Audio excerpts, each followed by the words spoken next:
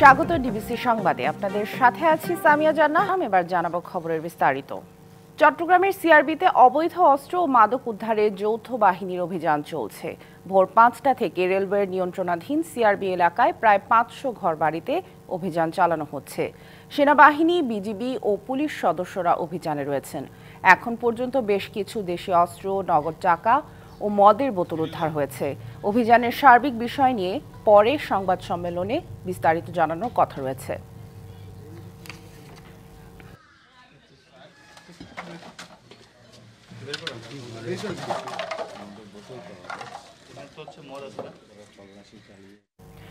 চট্টগ্রামের সিআরবিতে অবৈধ অস্ত্র, মাদক উদ্ধারে যৌথ বাহিনীর অভিযান চলছে। এ ব্যাপারে বিস্তারিত জানাতে সরাসরি যুক্ত হচ্ছেন আমাদের সহকর্মী মুজিবুল হক।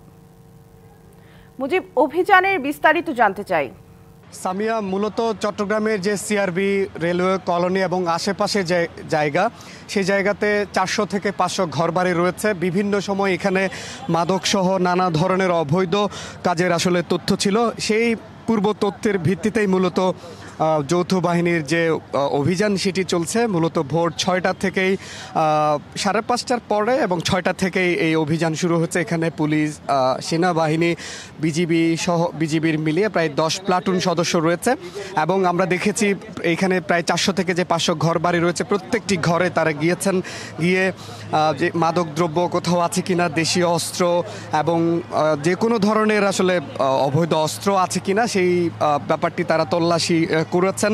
মানে এখন যেটি দেখতে পাচ্ছেন, নিশ্চয়ই বেশ কয়েকজনকে আটক করা হয়েছে, যাদের ঘরবাড়ি থেকে নগদ টাকা, দেশীয় অস্ত্র, মাদক দ্রব্য সহ বিভিন্ন অবৈধ জিনিসপত্র আসলে উদ্ধার করা হয়েছে। তো এখনো পর্যন্ত যে উদ্ধারের যে কার্যক্রম সেটি নিয়ে পরে বিস্তারিত সেনাবাহিনীর পক্ষ থেকে, বিশেষ করে যৌথ বাহিনীর পক্ষ থেকে সংবাদ সম্মেলনে জানানো হবে, সেটি আসলে আমাদেরকে জানানো হয়েছে। তবে যেটি বলতে পারি যে এই যে চট্টগ্রামের যে সিআরভি এলাকা, এই পুরো রেলওয়ে কলোনি এলাকা, এটি মূলত রেলওয়ের নিয়ন্ত্রণাধীন একটি এলাকা। যদিও এখানে রেলের যারা কর্মচারীরা তারা থাকার কথা, কিন্তু তারা বিভিন্ন যারা নিম্ন শ্রেণীর মানুষ আছেন, তাদেরকে বিভিন্ন ব্যবসায়ীরা আছেন, তাদেরকে ভাড়া দিয়ে এখানে থাকেন এবং নানা সময়ে এই পুরো জায়গাটিতে মাদক দ্রব্য বেচা কেনা থেকে শুরু করে মাদকের এক ধরনের ব্যবসার নানা সময়ে অভিযোগ ছিল এবং এই ঘটনার পরিপ্রেক্ষিতে মাদক দ্রব্য সম্পর্কিত নানা সময় এখানে খুনের ঘটনা ঘটেছে, মারামারি ঘটেছে, কিশোর গ্যাংয়ের এক ধরনের উৎপাত এখানে ছিল। তো যৌথ বাহিনীর পক্ষ থেকে মূলত যেটি আমাদেরকে একটি প্রাথমিকভাবে ধারণা দেওয়া হয়েছে, সেটি হচ্ছে এই ধরনের অপরাধগুলো যাতে থামানো যায়, নিয়ন্ত্রণ করা যায়, সেটির জন্য এই অভিযান মূলত একটি বার্তা দেয়া যে কোনো অপরাধীকে তারা আসলে ছাড় দেবেন না, সেই ধরনের কথা এখান থেকে জানানো হচ্ছে। তবে এখানে কয়েকজনকে আটক করা হয়েছে যারা মূলত তাদের পরিবার অভিযোগ করছে তারা ব্যবসার সাথে সম্পর্কিত। তবে যৌথ বাহিনীর সদস্যরা বলছেন যে পরবর্তীতে যদি অনুসন্ধানের পরে তাদের কোনো ধরনের সম্পৃক্ততা পাওয়া না যায়, অর্থাৎ তাদের ঘর থেকে যে সমস্ত দেশীয় অস্ত্র বা নগদ টাকা উদ্ধার হয়েছে, অন্যান্য সরঞ্জামাদি উদ্ধার হয়েছে, সেগুলোর সুনির্দিষ্ট তথ্য যদি তারা দিতে পারেন তাহলে তাদেরকে ছেড়ে দেওয়া হবে। বা নয়তো অন্যান্য কাজ যারা করেন, অর্থাৎ এইখানে থেকে যারা অবৈধ কাজ করেন, নিয়মের বাইরে যারা ব্যত্যয় ঘটান, তাদের বিরুদ্ধে তাদের জিরো টলারেন্স সেটি জানানো হয়েছে। এবং একটি উল্লেখযোগ্য করার ব্যাপার হচ্ছে পুরো চট্টগ্রামের অপরাধের যে হটস্পট বলি বা অপরাধের একটা গুরুত্বপূর্ণ জায়গা বলি, সেটি এই সিআরবি এলাকাকে আসলে ধরা হয়। এই জায়গাটিতে নানা সময়ে এই মাদক দ্রব্য সম্পর্কিত নানা সময়ে নানা ধরনের ঘটনা ঘটেছে। এইসব ঘটনায় নানা সময় মারামারি থেকে খুনোখুনি পর্যন্ত হয়েছে। তো এখন পর্যন্ত দেশীয় অস্ত্র, কিছু মোবাইল ফোন, মাদক দ্রব্য অর্থাৎ মদের খালি বোতল আমরা দেখতে পাচ্ছি, নগদ টাকা উদ্ধার করা হয়েছে এবং সব মিলিয়ে বেশ কয়েকজনকে আটকও করা হয়েছে। প্রায় 3 ঘন্টা ব্যাপী এই অভিযান চলেছে। পরবর্তীতে এখানে যৌথ বাহিনী যারা সিনিয়র কর্মকর্তারা রয়েছেন তারা আমাদেরকে সংবাদ সম্মেলনে জানাবেন ঠিক কী পরিমাণ নগদ টাকা উদ্ধার হয়েছে। অর্থাৎ সব মিলিয়ে যৌথ বাহিনীর পক্ষ থেকে একটি বার্তা আসলে দেওয়ার চেষ্টা করা হচ্ছে, কোনো ধরনের অপরাধীকে তারা ছাড় দেবেন না, সেই বার্তা আসলে এখান থেকে দেওয়া হচ্ছে। তো সব মিলিয়ে এই ছিল আমার কাছে চট্টগ্রামের সিআরবিতে যৌথ বাহিনীর সদস্যরা মাদক এবং অবৈধ অস্ত্র উদ্ধারে যে অভিযান চালাচ্ছে তার সবশেষ তথ্য। মুজিবুল হক, ধন্যবাদ আমাদের সাথে যুক্ত হওয়ার জন্য। গণঅভ্যুত্থানের মধ্য দিয়ে সরকার গঠনের প্রথম 100 দিনের সবচেয়ে বেশি সংবাদের শিরোনাম আইন শৃঙ্খলা পরিস্থিতি। নির্দিষ্ট কিছু সময় পুলিশের অনুপস্থিতি এবং পরিবর্তিত পরিস্থিতির সুযোগে বেড়েছে অপরাধ কর্মকাণ্ড। ছিনতাই, ডাকাতি ও হত্যাকাণ্ড, জনমনে বেড়েছে আতঙ্ক। 100 দিনের মূল্যায়নে পুলিশ সদর দপ্তর সন্তোষ জানালেও অপরাধ বিশেষজ্ঞরা অপরাধ দমনে আরও কঠোর হওয়ার পরামর্শ দিয়েছেন। রাজীব ঘোষের বিশেষ প্রতিবেদন। গত শুক্রবার রাজধানীর আজিমপুরে মালামালের সঙ্গে 8 মাসের শিশুকেও নিয়ে যায় ডাকাতরা। যদিও অভিযুক্তকে গ্রেপ্তার করে শিশুটিকে উদ্ধার করে র্যাব। সিলেটের কানাইঘাটে 5 বছরের মুনতাহা আক্তার জেরিনকে অপহরণের পর হত্যা করে মরদেহ গুমের চেষ্টার ঘটনায় 6 জনকে গ্রেপ্তার করে পুলিশ। 11 নভেম্বর বগুড়ার দুপচাচিয়ায় উদ্ধার করা হয় গৃহবধূর মরদেহ। পুলিশ বলছে গৃহবধূ হত্যায় বাড়ির ভাড়াটিয়া জড়িত। গণপিটুনির ঘটনাও ঘটছে, আর দেশজুড়ে ছিনতাই ডাকাতি তো বাড়ছেই। রাজধানীর মোহাম্মদপুরে আইন শৃঙ্খলা পরিস্থিতির অবনতির বিষয়টি সবচেয়ে আলোচিত। বিহারি ক্যাম্পে খুনোখুনি, প্রকাশ্যে ছিনতাই, ডাকাতি, সশস্ত্র মহড়ার ঘটনা ঘটেছে। যৌথ বাহিনীর অভিযান চললেও কাটেনি আতঙ্ক। আইন শৃঙ্খলা নিয়ন্ত্রণে আরও 2 মাস বাড়ানো হয়েছে সশস্ত্র বাহিনীর ম্যাজিস্ট্রেসি ক্ষমতা। পুলিশের টহল ও নজরদারি এখনও স্বাভাবিক হয়নি, মনোবল দুর্বল। আছে মামলা ও বদলির আতঙ্ক। আবার পুলিশের অনেক ইউনিটে এখন নতুন মুখ, যাদের সবকিছু গুছিয়ে নিতে সময় লাগছে। দেশজুড়ে ক্ষতিগ্রস্ত থানাগুলোতে দ্রুত কার্যক্রম বাড়ানোর নির্দেশনা দেওয়া হয়েছে।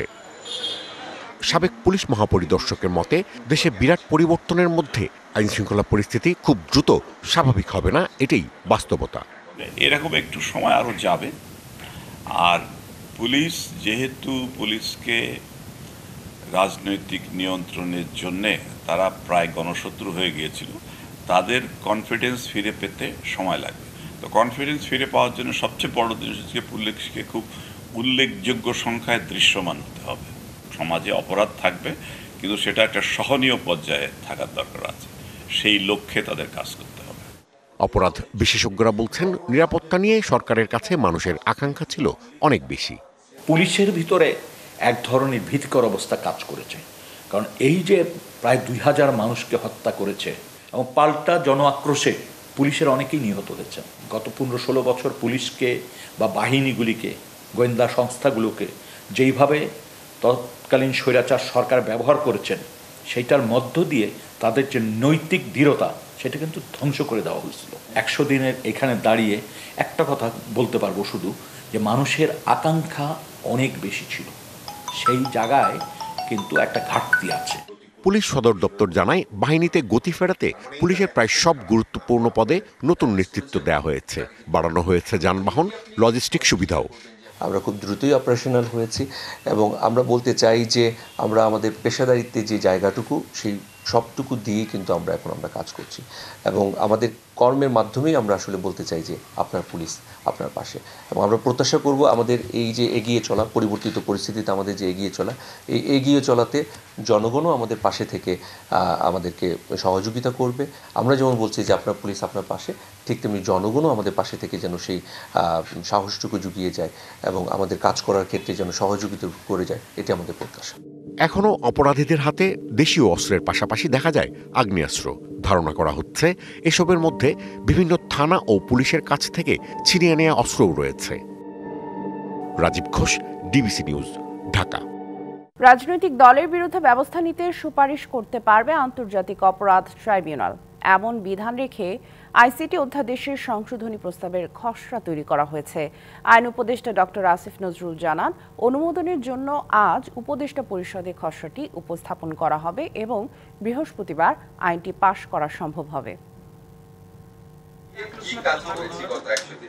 মঙ্গলবার সচিবালয়ে অন্তর্বর্তী সরকারের 100 দিনে আইন মন্ত্রণালয়ের কৈফিয়ত শীর্ষক সংবাদ সম্মেলন। এতে 100 দিনের কর্মকাণ্ড তুলে ধরে আইন উপদেষ্টা বলেন, বিচার বিভাগ ও নির্বাচন বিষয়ক সংস্কার কাজ এগিয়ে নিতে কমিশনগুলোকে সর্বোচ্চ সহায়তা করছে আইন মন্ত্রণালয়। সাইবার সিকিউরিটি অ্যাক্ট বাতিল হবে আপনাদের বলেছি। উপদেষ্টা আরও বলেন, কোনো রাজনৈতিক দলের বিরুদ্ধে মানবতাবিরোধী অপরাধের অভিযোগ থাকলে ও আদালত মনে করলে প্রয়োজনীয় শাস্তিমূলক ব্যবস্থা নেয়ার জন্য সুপারিশ করতে পারবে। আমরা যখন এটা সংস্কারের উদ্যোগ নিলাম, আমরা চেয়েছি বিচারটা যেন বৈশ্বিক পর্যায়ে দেশীয় পর্যায়ে গ্রহণযোগ্য হয়, একই সাথে এটার মাধ্যমে যেন সুবিচার নিশ্চিত করা হয়। এটা আগামী বৃহস্পতিবারের মধ্যেই এটা আইনে পরিণত হবে। গত 1 জুলাই থেকে 5 আগস্ট পর্যন্ত ছাত্র আন্দোলনের সময় করা হয়রানিমূলক ও রাজনৈতিক সকল মামলা উঠিয়ে নেওয়া হয়েছে বলেও জানান আইন উপদেষ্টা। ছাত্র জনতার গণ আন্দোলন দমনে দায়েরকৃত প্রায় সকল ফৌজদারি মামলা প্রত্যাহার করা হয়েছে। কথা বলার অপরাধে যেই সমস্ত মামলা হয়েছিল সেই মামলাগুলা একসাথে রহিত হয়ে যাবে। এছাড়া ফ্যাসিস্ট সরকারের সময় রাজনৈতিক বিবেচনায় বিচার বিভাগে ঢালাও নিয়োগ হয়েছে, তাই এসব নিয়োগ বাতিলের বিষয়ে ব্যবস্থা নেওয়া হচ্ছে বলেও জানান উপদেষ্টা। এত বেশি সংখ্যক নিয়োগ একটা মন্ত্রণালয় থেকে হয়েছে, আমার ধারণা আর কোনো নজির নাই। এবং শাহ ইমন, ডিবিসি নিউজ, ঢাকা। রাজনৈতিক ও অর্থনৈতিক মুক্তি না হলে কোনো সংস্কার কাজে আসবে না বলে মনে করেন বিএনপির ভারপ্রাপ্ত চেয়ারম্যান তারেক রহমান। যে কোনো মূল্যে মানুষের ভোটাধিকার নিশ্চিত করারও তাগিদ দেন তিনি। বলেন, ভোটের অধিকার নিশ্চিত হলেই জবাবদিহি করতে বাধ্য হবে রাজনীতিকরা। মঙ্গলবার বিকেলে রাজধানীর ডিপ্লোমা ইঞ্জিনিয়ারিং ইনস্টিটিউটে রাষ্ট্র কাঠামো মেরামত 31 দফা ও জনসম্পৃক্তি শীর্ষক আলোচনা সভার আয়োজন করা হয়। এতে ভার্চুয়ালি যুক্ত হন বিএনপির ভারপ্রাপ্ত চেয়ারম্যান তারেক রহমান। শুরুতে দলের নেতাকর্মীদের বিভিন্ন প্রশ্নের জবাব দেন তিনি। পরে তারেক রহমান বলেন, রাজনৈতিক ও অর্থনৈতিক মুক্তি এবং অন্তর্বর্তী সরকারের সংস্কার নিয়ে জনগণের রাজনৈতিক এবং অর্থনৈতিক মুক্তি যদি না হয়, জনগণের রাজনৈতিক এবং অর্থনৈতিক মুক্তি দুটোই দরকার, তাহলে যেই সংস্কারই করি যাই করি আমরা কোনোটি কাজে লাগবে না। অর্থাৎ রাজনৈতিক মুক্তি কি? রাজনীতির ভাষায় যদি রাজনৈতিক মুক্তি বলি তাহলে হচ্ছে অ্যাকাউন্টেবিলিটি বা জবাবদিহিতা তৈরি করতে হবে। এ সময় জনগণের কাছে জবাবদিহির উপর গুরুত্বারোপ করেন তিনি। এই 31 দফা কিন্তু আমাদেরকে মাঠে নিয়ে যেতে হবে। 31 দফা শুধু আজকে যারা আপনারা আছেন এই ঘরের ভেতরে সীমাবদ্ধ থাকলে চলবে না। এটি মানুষের জন্য, একদম প্রান্তিক লেভেলের মানুষের কথাও কম বেশি এখানে আছে। কাজে এই কথাগুলো প্রান্তিক লেভেলে নিয়ে যেতে হবে। এবং বিএনপি ক্ষমতায় এলে উচ্চশিক্ষিত বেকারদের জন্য ভাতা চালু করার কথাও জানান দলের ভারপ্রাপ্ত চেয়ারম্যান। 3 জন 4 জন 5 জন আপনারা এসেছেন, কিন্তু আমাদের তো আরো শত শত হাজার হাজার নেতাকর্মী রয়ে গিয়েছে। তাদেরকে জানাতে হবে, কারণ তাদেরকে যদি আমরা না জানাতে পারি তাহলে লক্ষ কোটি মানুষকে আমরা জানাতে পারবো না। তাকে দেশনায়ক বা রাষ্ট্রনায়ক হিসেবে সম্বোধন না করারও অনুরোধ জানান তারেক রহমান। কিভাবে নিয়ে যাবেন মানুষের কাছে? Bijan Kumar Das, DBC news, Dhaka. বাংলাদেশের নিরপেক্ষ ও জনগণের মতামত প্রতিফলিত হবে নির্বাচনে, এমন প্রত্যাশা কমনওয়েলথের। আর নির্বাচন ব্যবস্থার সংস্কার কমিশনের প্রধান ডক্টর বদিউল আলম মজুমদার সংস্কার কাজে কমনওয়েলথের পূর্ণ সমর্থনের আশ্বাসে স্বস্তি প্রকাশ করেন। আগামী নির্বাচন ব্যবস্থা কেমন হতে পারে, সুষ্ঠু, অবাধ ও নিরপেক্ষ নির্বাচন করার প্রস্তুতি বা কেমন, বিস্তারিত জানতে মঙ্গলবার সকালে নির্বাচন ভবনে নির্বাচন ব্যবস্থা সংস্কারের সাথে কমনওয়েলথের 5 সদস্যের প্রতিনিধি দল প্রায় 1 ঘন্টার বৈঠক হয়। বৈঠক শেষে বিস্তারিত জানান সংস্থার সহকারী মহাসচিব ও নির্বাচন ব্যবস্থা সংস্কার কমিশনের প্রধান। তারা বলেন, নির্বাচন যেন জনগণের নিজেদের মতামত প্রকাশ করার সুযোগ পায় তা নিয়ে আলোচনা হয়। The Commonwealth came here to observe elections. বাংলাদেশের সবশেষ নির্বাচন ব্যবস্থার পরিপ্রেক্ষিতে আমরা মনে করি আগামী নির্বাচনে বাংলাদেশের নির্বাচন কমিশন ব্যবস্থা সংস্কার নিয়ে যারা কাজ করছে তারা খুব ভালো করছে। আমরা আগামী নির্বাচনে কমনওয়েলথের পক্ষ থেকে সহায়তা করব। আশা করি ভালো নির্বাচন হবে। Bangladesh will be a success story for the Commonwealth and for the whole world. ওনারা চাচ্ছেন যে আমাদের দেশে একটা সুষ্ঠু নিরপেক্ষ নির্বাচন হোক এবং এই নির্বাচন সুষ্ঠু নিরপেক্ষ নির্বাচন নিশ্চিত করার ব্যাপারে ওনারা সহায়তা করতে চান। সেই আগ্রহেই এবং সেই উদ্দেশ্য নিয়ে ওনারা এখানে এসেছেন। অন্তর্বর্তী সরকার গত 23 অক্টোবর নির্বাচন ব্যবস্থা সংস্কার কমিশন গঠন করে। এর আগে এই বছরের জানুয়ারি মাসে দ্বাদশ জাতীয় সংসদ নির্বাচনের সার্বিক প্রস্তুতি ও ভোটের চ্যালেঞ্জ নিয়েও কথা বলেছিলেন কমনওয়েলথের নির্বাচনী পর্যবেক্ষক দল। নূপুর মাহমুদ, ডিবিসি নিউজ, ঢাকা। সুদের ব্যবসা করে সম্পদের পাহাড় গড়েছেন ভাঙ্গুড়া উপজেলা আওয়ামী লীগের সদস্য সিরাজুল ইসলাম সিরাই। ঋণের অর্থের কয়েকগুণ বেশি অর্থ পরিশোধ করেও সিরাজুলের হাত থেকে রেহাই পাননি ভুক্তভোগীরা। তার ফাঁদে পড়ে অনেকেই সর্বশান্ত হয়েছেন বলে অভিযোগ এলাকাবাসীর। পুলিশের তদন্তে ঘটনার সত্যতা পাওয়া গেলেও অভিযোগ অস্বীকার করেছে আওয়ামী লীগ নেতা।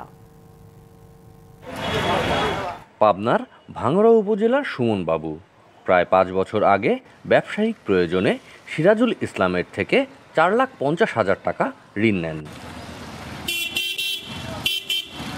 ঋণের অর্থের বিপরীতে নেওয়া হয় জমির দলিল ও ব্ল্যাঙ্ক চেক। পাশাপাশি প্রতি মাসে কিস্তি নির্ধারণ করা হয় 45,000 টাকা। পরবর্তীতে সুদসহ ঋণের অর্থ পরিশোধ করলেও সুমন বাবুকে ব্ল্যাকমেইল করতে থাকে সিরাজুল। জমির দলিল ও ব্ল্যাঙ্ক চেক ফেরত না দিয়ে উল্টো হামলা মামলার ভয় দেখাতে থাকে সিরাজুল। ভুক্তভোগী সুমনকে জিম্মি করে 5 বছরে হাতিয়ে নেয় 20,50,000 টাকা। এখানেই শেষ নয়, দাবি করা হয় আরও 10 লাখ টাকা। বাধ্য হয়ে আদালতে মামলা ও ভাঙ্গুড়া থানায় লিখিত অভিযোগ দেন সুমন। 5 বছরে ওনাকে 20 লক্ষের উপরে 20,50,000 টাকা আমি প্রদান করার পরও আমার ঋণ শোধ হয়নি। উপজেলা আওয়ামী লীগের সদস্য হওয়ার কারণে আমাকে বিভিন্ন সময় বিভিন্নভাবে লাঞ্ছিত, আমাকে বাজারে ঢুকতে দেওয়া হয়নি, আমি বাড়িতে থাকতে পারিনি। শুধু সুমনই নয়, সিরাজুলের প্রতারণার ফাঁদে পড়ে নিঃস্ব হয়েছেন এলাকার অসংখ্য মানুষ। দলীয় ক্ষমতা ও সাবেক এমপির প্রশ্রয়ে সিরাজুল এ ধরনের অপকর্ম করে বেড়াতো বলে অভিযোগ ভুক্তভোগী ও স্থানীয়দের। ভাতিজা আরিফ ছাত্রলীগের সভাপতি, আর এক ভাতিজা হলো যুবলীগের সভাপতি। তো এদের ছত্রছায় উনি ওপেন দিনের বেলা অস্ত্র নিয়ে ঘোরাফেরা করতেন। আরেকটা ছেলে আছে রিপন, তার ওয়ার্কশপ আছে ওই পাশে, উনি মনে হয় 2 লক্ষ টাকার মতো নিয়েছিল, তাকে একই প্যাচে ফেলায় তার ব্যবসা বাণিজ্য সব নষ্ট করে দিছে। তবে সুদের ব্যবসায় সম্পৃক্ততা নেই দাবি করে অভিযোগ অস্বীকার করেছেন সিরাজুল। এগুলো সম্পূর্ণ দাদা মিথ্যে কথা, এগুলো সম্পূর্ণ মিথ্যে কথা। আমার সাথে ব্যবসা কাজ করেছে, কাজ কন্ট্রাক্ট লিখছিল, কন্ট্রাক্টে নিয়ে করে টাকা দিচ্ছে, এগুলো সম্পূর্ণ এখন টাকা না দেওয়ার এগুলো বাংতায় করতেছে। তবে পুলিশ জানিয়েছে অভিযোগের সত্যতা পাওয়ায় সিরাজুলের বিরুদ্ধে আদালতে প্রতিবেদন জমা দেওয়া হয়েছে। সুদের ব্যবসা করে সেই ব্যাপারে সত্যতা পাওয়া যায় না, আমরা কোর্টে অলরেডি রিপোর্টও দিয়েছি যে সে যে সুদের ব্যবসা করে বা টাকার কারবারি করে, আমরা সেই বিষয়ে আমরা বিজ্ঞ আদালতে প্রতিবেদন প্রেরণ করেছি। প্রতারক সিরাজুলকে আইনের আওতায় এনে দৃষ্টান্তমূলক শাস্তির দাবি এলাকাবাসীর। Partha Hasan, DBC news, Pabna. জয়পুরহাটে অন্যবারের তুলনায় এবছর বীজ, সার সহ আলু রোপণে খরচ বেশি পড়ছে। আমন ধানে কাঙ্ক্ষিত দাম না পাওয়ায় হতাশা নিয়েই আলু রোপণ করছেন চাষিরা। তাদের অভিযোগ, নির্ধারিতের চেয়ে বেশি দামে বীজ ও সার কিনতে বাধ্য হচ্ছেন তারা, দেয়া হচ্ছে না রসিদও। অভিযোগ খতিয়ে দেখে ব্যবস্থা নেওয়ার আশ্বাস কৃষি বিভাগের। আলু উৎপাদনে দেশের অন্যতম জেলা জয়পুরহাটে শুরু হয়েছে বীজ রোপণ মৌসুম। চাষের জন্য জমি প্রস্তুত করা সহ আলু বীজ রোপণে ব্যস্ত সময় পার করছেন চাষিরা। তবে গেলবারের তুলনায় এবছর বিঘা প্রতি আলু রোপণে 8 থেকে 10,000 টাকা বাড়তি খরচে হতাশ কৃষকরা। তাদের অভিযোগ, 40 কেজি বীজ নির্ধারিত মূল্যের চেয়ে 1,000 থেকে 1200 টাকা বেশি দামে বিক্রি করছেন ডিলাররা।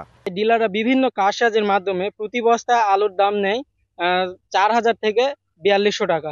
এতে আমাদের উৎপাদন খরচ বেড়ে যায়, আমাদের খরচটা বেশি হয়ে যাচ্ছে এবং আলুটা উৎপাদন করার পর বিক্রি করবে গেলে আমরা সেই রকম ভাবে কৃষকরা দাম পাচ্ছি না। এছাড়া সার কিনতে হচ্ছে সরকারি মূল্যের চেয়ে 400 থেকে 500 টাকা বেশি দিয়ে। বেশি দামে কিনলেও দেয়া হচ্ছে না রসিদ। সরকারের দাম নির্ধারণের চাইতে কেউ বেশি নেয় এবং আমাদেরকে কোনো মেমো দেয় না। 1050 টাকা মূল্য ডিএপি, এমওপিরও 1050 টাকা, কিন্তু কিনতে গেলে বস্তা প্রতি 300-350 টাকা বেশি লাগে।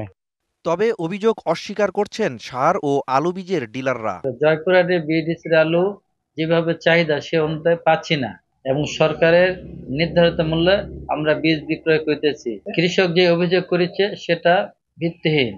জয়পুরহাটে সারের কোনো সংকট নেই, কৃষকরা যে অতিরিক্ত মূল্য নেওয়ার অভিযোগ করছে এটা আদতে সত্য নয়।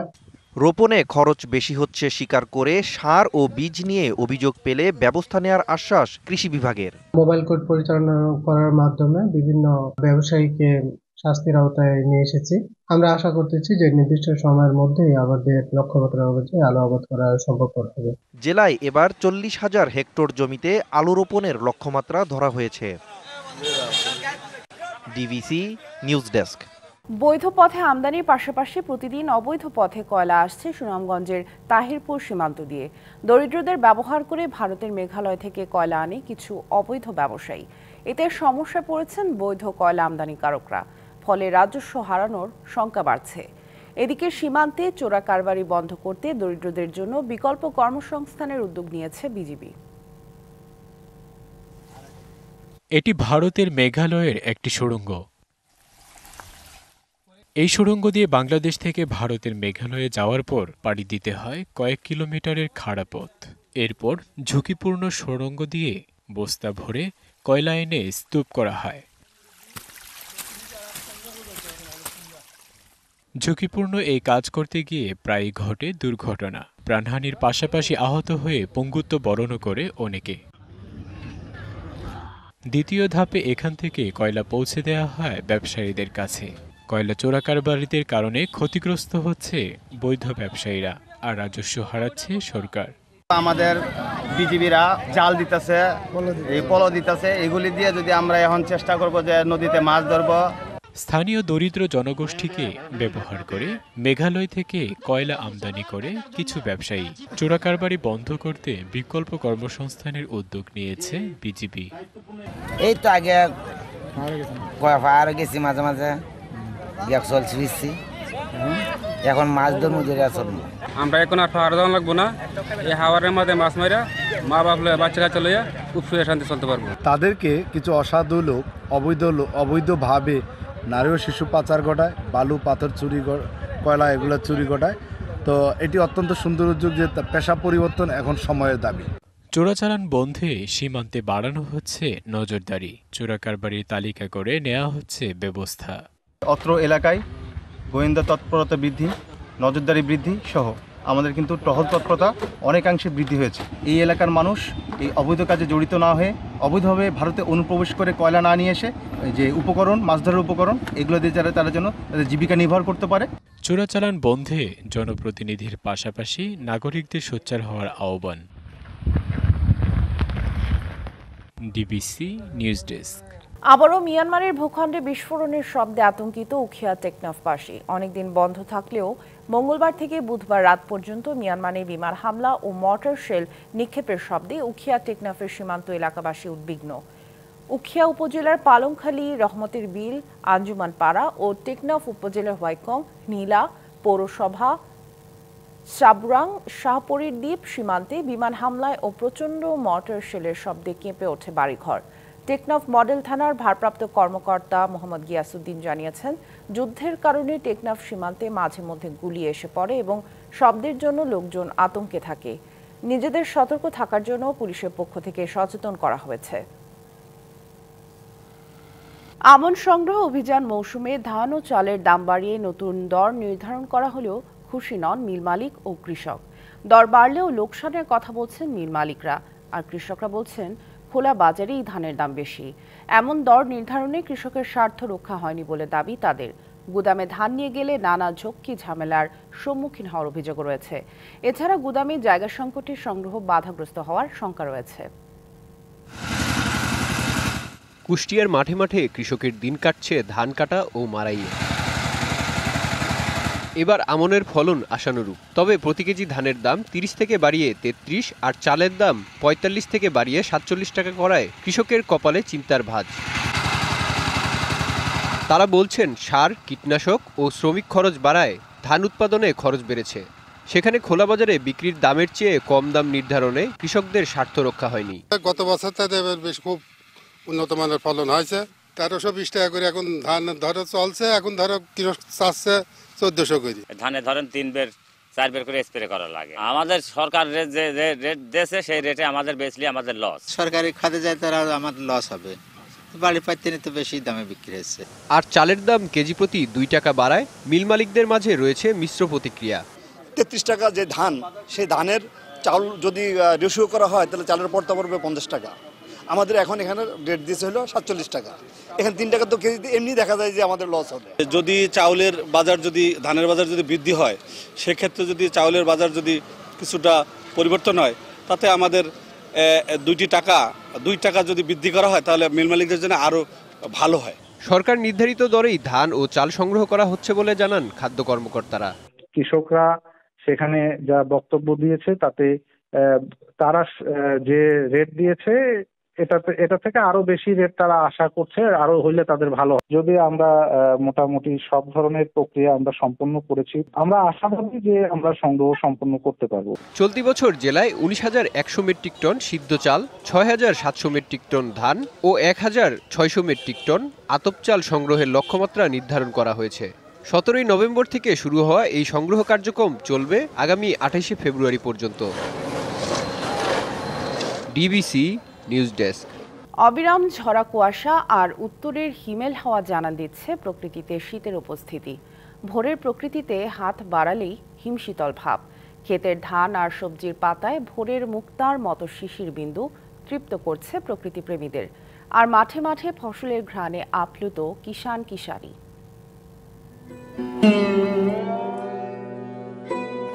শীতকাল কবে আসবে সুপর্ণা? বদলে যাওয়া আবহাওয়ায় গ্রীষ্মপ্রধান দেশে বাঙালির এই আকুতি বরাবর। আর হেমন্তে এসে আকাঙ্ক্ষাটুকু যেন আরো তীব্র। আমি চুপ করে বসে থাকি, অন্ধকারে নীল ফানুস উড়িয়ে দেয় কারা। হালকা কুয়াশা ভেদ করে পূর্ব দিগন্তে সোনারাঙা রোদ, সেই আলোতে শিশিরদানা মুক্তার মতো জলজল করে জানান দিচ্ছে প্রকৃতিতে শীতের আগমনী। স্নিগ্ধ সকালে উত্তরের হিম হাওয়া খানিকটা উদাস করে তোলে মনকে, যেন আভাস দিচ্ছে প্রকৃতির সাথে আরেকটু বোঝাপড়ার। ঘাসের মধ্যে ধানের শিশির উপরে মুক্ত দানার মতো যেন শিশির ঝুলে থাকে, দেখতে অপরূপ সুন্দর। কারো যদি অবসর থাকে বা দেখার ইচ্ছা থাকে বাংলাকে, এই সময়টাই উত্তম সময়। হালকা শীতেই নানা রস নিয়ে হাজির বসুধা। কাকডাকা ভোরে রস নিয়ে বাড়ি বাড়ি হাজির হয় গাছিরা। এই শীতের সময় ভালো রসের চাহিদা, অনেকে হয়তো আসে মনে করেন যে পিঠা খাওয়ার জন্য নিয়ে যায়, পায়েস খাওয়ার জন্য নিয়ে যায়। আর কুয়াশা মাখা প্রকৃতি আর মাঠে মাঠে ফসলের ঘ্রাণে কিষান কিষানির চোখে মুখে আনন্দের ঝিলিক। শীতের দিনের জন্য কাজের জন্য ভালো, আরামের দিন। ধানের উপরে কুয়াশা দিয়ে ভরি থাকে, অনেক সৌন্দর্য দেখা যায়। শীতের আমেজ শুরু হতেই বাঙালির রসনা বিলাসে যোগ দেয় বাহারি পিঠা। আর কিছুটা সময় পেরোলেই রং বেরঙের অতিথি পাখির কলতানে মুখর হবে চারদিক। গ্রাম বাংলার ঘরে ঘরে এখন তারই অপেক্ষা। লিখনকান্তি ভৌমিক, ডিবিসি নিউজ ডেস্ক। মার্কিন প্রেসিডেন্ট জো বাইডেনের অনুমোদনের 2 দিন না যেতেই যুক্তরাষ্ট্রের তৈরি ক্ষেপণাস্ত্র অ্যাটাকমস দিয়ে রাশিয়ায় হামলা চালালো ইউক্রেন। যদিও হতাহত বা তেমন ক্ষয়ক্ষতি হয়নি। অন্যদিকে প্রেসিডেন্ট ভ্লাদিমির পুতিন রাশিয়ার পরমাণু নীতি শিথিলের অনুমোদন দেওয়ায় ইউক্রেন যুদ্ধে পরমাণু অস্ত্র ব্যবহারের শঙ্কাও বাড়ল। যুদ্ধের 1000তম দিনে বজ্র কণ্ঠে রাশিয়ার বিরুদ্ধে লড়াই চালিয়ে নেয়ার অঙ্গীকার করেন ভলোদিমির জেলেনস্কি। 1000তম দিনে নতুন মোড় নিল ইউক্রেন যুদ্ধ। যুক্তরাষ্ট্রের তৈরি দূরপাল্লার ক্ষেপণাস্ত্র ব্যবহার করে রাশিয়ার অভ্যন্তরে হামলা চালালো ইউক্রেন। রাশিয়ার প্রতিরক্ষা মন্ত্রণালয় জানায়, ব্রিয়ানস্ক অঞ্চলে একটি সামরিক ঘাঁটিতে পড়ে ক্ষেপণাস্ত্রটির ধ্বংসাবশেষ। আরও 5টি ক্ষেপণাস্ত্র ভূপাতিত করার দাবি করেছে মস্কো। তবে হতাহত বা ক্ষয়ক্ষতির ঘটনা ঘটেনি। এ হামলাকে উস্কানিমূলক বলছে রাশিয়া। ব্রিয়ানস্ক অঞ্চলে অ্যাটাকমস ক্ষেপণাস্ত্র দিয়ে একের পর এক হামলার মাধ্যমে ইউক্রেন ইঙ্গিত দিচ্ছে যে তারা সংঘাতের বিস্তৃতি চায়। আমেরিকানদের সহায়তা ছাড়া এই অত্যাধুনিক প্রযুক্তির ক্ষেপণাস্ত্র ব্যবহার করা অসম্ভব। ইউক্রেনকে যুক্তরাষ্ট্রের তৈরি দূরপাল্লার অস্ত্র দিয়ে রাশিয়ায় হামলার অনুমোদন দিয়ে ক্রেমলিনকে ক্ষুব্ধ করেছেন বিদায়ী মার্কিন প্রেসিডেন্ট জো বাইডেন। এর পাল্টায় যুক্তরাষ্ট্রকে চোখ রাঙানি দিতে রাশিয়ার পরমাণু নীতি শিথিলে অনুমোদন দিয়ে ডিক্রি জারি করেছেন প্রেসিডেন্ট ভ্লাদিমির পুতিন। এ পরিবর্তনের ফলে পারমাণবিক শক্তিধর কোনো দেশের সমর্থন পাওয়া অপারমাণবিক রাষ্ট্রের বিরুদ্ধেও পরমাণু অস্ত্র ব্যবহার করতে পারবে রুশ বাহিনী। গণমাধ্যম জানাচ্ছে, এমন পরিস্থিতিতে প্রস্তুতির অংশ হিসেবে পারমাণবিক তেজস্ক্রিয়তা বিরোধী আশ্রয় কেন্দ্র তৈরি করছে রাশিয়া। এদিকে ইউরোপীয় পার্লামেন্টে দেয়া বক্তব্যে রাশিয়ার কাছে নথি স্বীকার না করার অঙ্গীকার করেন ইউক্রেনের প্রেসিডেন্ট ভলোদিমির জেলেনস্কি। ইউক্রেনে রাশিয়ার পক্ষে লড়াইয়ের জন্য 1 লাখ সেনা মোতায়েন করতে পারে উত্তর কোরিয়া, এমন শঙ্কাও জানান তিনি। বলেন, যুদ্ধে কার জয় হবে তা নতুন বছরই বলে দেবে। রাশিয়া ইউক্রেনের হামলার পর মস্কোর প্রতিক্রিয়া নিয়ে এখন টান উত্তেজনা বিরাজ করছে। সামিয়া জান্নাহ, ডিবিসি নিউজ ডেস্ক। যুক্তরাষ্ট্রের নবনির্বাচিত প্রেসিডেন্ট ডোনাল্ড ট্রাম্পের উপস্থিতিতে পরবর্তী প্রজন্মের স্টারশিপ রকেট পরীক্ষামূলক উৎক্ষেপণ করেছে মহাকাশ সংস্থা স্পেসএক্স। মার্কিন প্রযুক্তি উদ্যোক্তা ও ধনকুবের ইলন মাস্কের এই মহাকাশ সংস্থাটির টেক্সাসের ব্রাউন্সভিলের বোকা চিকা লঞ্চ প্যাড থেকে এই রকেট উৎক্ষেপণ করা হয়। রাজনৈতিক ঘনিষ্ঠ বন্ধু ইলন মাস্কের আমন্ত্রণে মহাকাশ সংস্থা স্পেস এক্সের রকেট উৎক্ষেপণ দেখতে টেক্সাসের উদ্দেশ্যে ফ্লোরিডা ছাড়েন ডোনাল্ড ট্রাম্প। স্থানীয় সময় মঙ্গলবার পরবর্তী প্রজন্মের স্টারশিপ রকেট পরীক্ষামূলক উৎক্ষেপণ করে মহাকাশ সংস্থা স্পেসএক্স। মার্কিন প্রযুক্তি উদ্যোক্তা ও ধনকুবের ইলন মাস্কের এই মহাকাশ সংস্থাটির টেক্সাসের ব্রাউন্সভিলের বোকা চিকা লঞ্চপ্যাড থেকে এই রকেট উৎক্ষেপণ করা হয়। ইলন মাস্কের সঙ্গে বসে এই রকেট উৎক্ষেপণ দেখেন নবনির্বাচিত প্রেসিডেন্ট ডোনাল্ড ট্রাম্প। স্পেস এক্সের দাবি, পরীক্ষামূলক রকেট উৎক্ষেপণ সফল হয়েছে। মহাকাশে প্রায় 1 ঘন্টা অবস্থানের পর স্টারশিপ পৃথিবীতে ফিরে আসে। রকেটটি মেক্সিকো উপসাগরে পড়েছে বলে জানিয়েছে সংস্থাটি। ইলন মাস্ক ও তার সংস্থার আশা, তাদের রকেটে করে একদিন মঙ্গল গ্রহ ও চাঁদে নভোচারী পাঠানো যাবে। স্পেস এক্সের এটি 6ষ্ঠ স্টারশিপ রকেটের পরীক্ষামূলক উৎক্ষেপণ। মৌসুমী শান্তা, ডিবিসি নিউজ ডেস্ক। সংবাদ এই ছিল এখনকার মতো। ডিবিসি নিউজের সংবাদগুলো পড়তে ভিজিট করুন dbcnews.tv আর ভিজিট করুন ডিবিসির ফেসবুক পেজ এবং ইউটিউব চ্যানেল। ডিবিসির সঙ্গেই থাকুন 24 ঘন্টা।